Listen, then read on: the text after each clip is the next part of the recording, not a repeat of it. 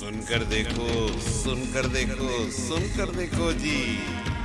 ममता, राहुल, मोदी बोले, लिखे जितेंद्र जी।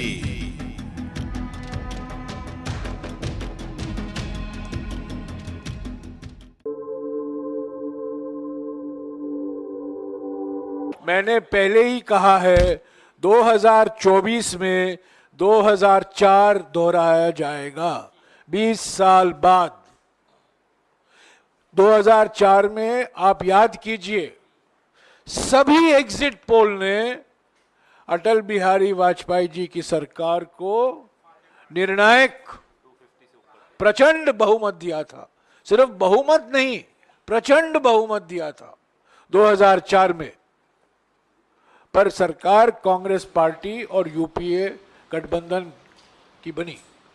20 साल बाद वही इतिहास दोहराया जाएगा। जयराम सर, मेरा आपसे सवाल है। अभी हमने देखा कि 11 राज्यों के आपके प्रदेश अध्यक्षों ने जो आंकड़े दिए, उसमें लगभग कांग्रेस को 125 के आसपास सीटें मिलती हुई नजर आ रही हैं 11 राज्यों में ही। ओवरऑल जो आप 295 का आंकड़ा इंडिया गठबंधन के लिए बता रहे हैं, कांग्रेस को कितनी सीटें मिल रही हैं उस 295 में से?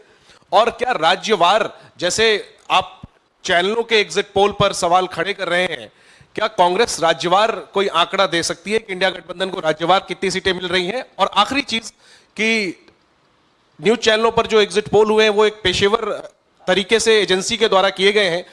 कांग्रेस का जो 295 का आंकड़ा है, ये किस सर्वे एजेंसी ने किया है? देखिए, इसका नाम ही जनता का पोल है, तो हमारे तमाम जो गठबंधन के सदस्य साथी हैं, कोई ऐसे तो है नहीं कि आर्म चेयर लीडर्स हैं, आर्म चेयर पॉलिटिशियंस हैं, एसी कमरों में बैठकर आंकड़े निकालते हैं, ऐसे लोग तो कोई नहीं है। सब सड़क से जुड़े हुए, ज़मीन से जुड़े हुए, गांव ढाणी से जुड़े हुए लोग हैं। तो वो उनको जो फीडबैक उनके ग्राउंड से आया, उनके वर्कर्स से आया, उनके कार्यकर्ताओं से आया, और सबने अपनी अपनी एजेंसीज भी हायर की थी। ऐसा नहीं कि लोग ट्रैक नहीं कर रहे थे, सब कर रहे थे। उसके बाद जो निचोड़ निकला कर हमारी 2-2.5 घंटे की बैठक चली, उसमें सबने अपने अपने आंकड़े रखे और विश्लेषण किया। ऐसा नहीं कि सिर्फ आंकड़े रखे, सवाल जवाब हुए और लंबी चर्चा हुई। विस्तृत चर्चा के पश्चात ये 295 का, जो कम से कम 295, it's minimum 295, it's not maximum, it's minimum.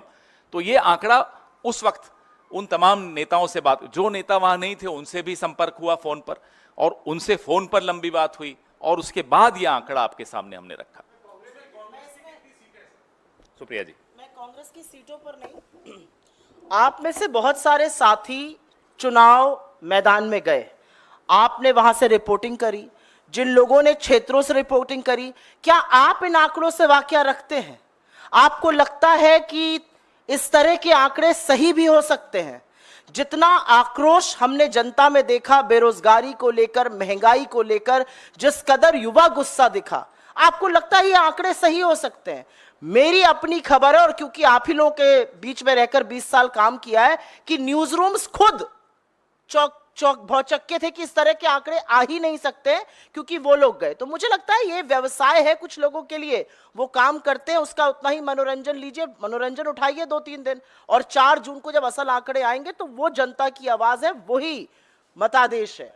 ये जो आंकड़े हैं, ये अगर ये सच है तो ये पूरी तरह से मतादेश के खिलाफ है, क्योंकि जनता में आक्रोश है, गुस्सा है, जनता परेशान है, और उसने कमर कस के बदलाव के लिए वोट दिया है।